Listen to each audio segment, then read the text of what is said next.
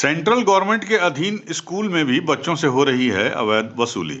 जी हां, आपको बता दें ये मामला शाहजहांपुर के नालंदा स्कूल ऑफ एक्सीलेंस छावनी परिषद के गवर्नमेंट विद्यालय का है। गवर्नमेंट विद्यालय के अध्यापकों के द्वारा छात्राओं से किताबों के नाम पर 4,000 रुपए तक की वसूली की गई। जिला विद्यालय निरीक्षक शाहजहांपुर श्री हरिवंश कुमार ने बताया कि एक अभिभावक ने जिलाधिकारी शाहजहांपुर को एप्लीकेशन देकर ये शिकायत की थी और इस शिकायत की उन्होंने जांच की। जांच में अध्यापकों के द्वारा वसूली की बात सामने आई है और इसकी जानकारी उन्होंने छावनी परिषद यानी कैंटोनमेंट शाहजहांपुर की अधिशासी अधिकारी श्रीमती जिज्ञासा राज के संज्ञान में लाई। उन्होंने भी जांच में बच्चों से वसूली करने के आरोप को सही पाया। उन्होंने स्कूल की कमेटी को गठित कर जांच कमेटी के हवाले कर दी है। अभी कमेटी का निर्णय आना बाकी है।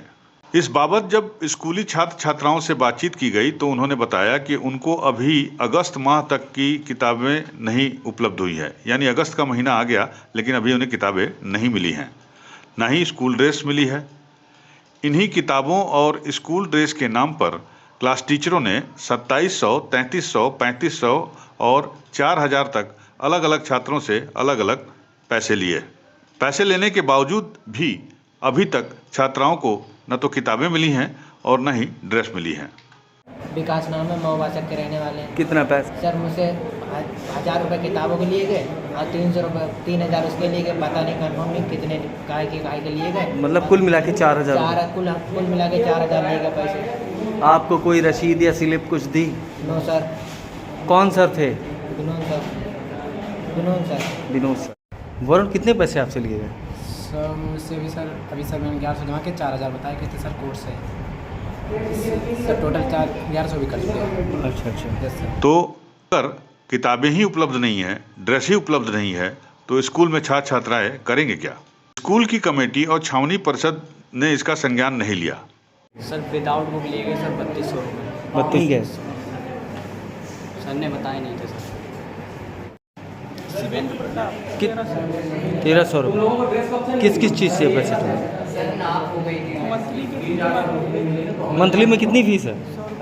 100 रुपये। इस हिसाब से 1,200 रुपये होते हैं। तो आपसे कितने जमा कराए गए? अभी 1,300 रुपये जमा किए। 1,300। बहरहाल जांच के बाद अब ये प्रकरण कमेटी के सामने है जिसकी रिपोर्ट आनी बाकी है।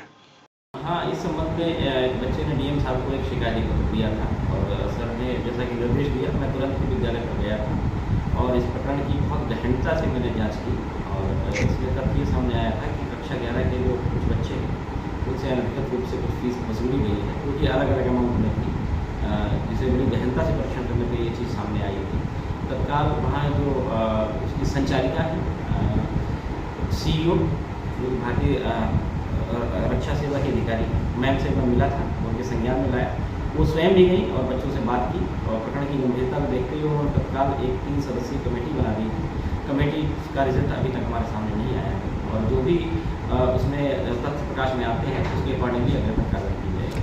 सर मैं गया था 9th और 10th के बच्चों से बहुत गंभीरता से मैंने इस बात को पूछा था। तो चूँकि वहाँ पर जो निगम है, जो कैंट बोर्ड है, कैंट बोर्ड फ्री में पुस्तकें दे रहा है, फ्री में जो उनके यूनिफॉर्म है वो भी दे रहा है और सारी सुविधाएं फ्री में ही और किसी तरह की फीस चार्ज नहीं की जा रही है। 100 रुपीज़ का रेजोल्यूशन उन्होंने बताया है कि हम और अच्छे टीचर्स रखने के लिए उनको कैंट बोर्ड से सहायता मिलती, पर्याप्त न होने की वजह से 100 रुपीज़ पर डे पर चिल्ड्रन उन्होंने रेजोल्यूशन की बात कही, तो वो अनुमान्य है, उसमें कोई इशू नहीं है। परंतु उसके अतिरिक्त 9th 10th से ऐसा प्रकरण नहीं आया था, आपने संज्ञान में लाया है, मैं पुनः एक बार उसका निरीक्षण करूँगा। सर सुना, 1 या 2 हफ्ते पूर्व का है जब मैं गया था और मैं लगातार इस पर नजर बनाए हुए हूँ। जैसे ही जांच रिपोर्ट आती है कि जिसमें किसी तरह का कोई ऐसा तथ्य लगता है इसमें पुनः जांच की आवश्यकता है या मुझे उसमें देखने की आवश्यकता है, तो पूरी संजीदगी के साथ में दोषियों के खिलाफ क्या? यूपी न्यूज़ 9 के लिए शाहजहांपुर से शुभम श्रीवास्तव की रिपोर्ट।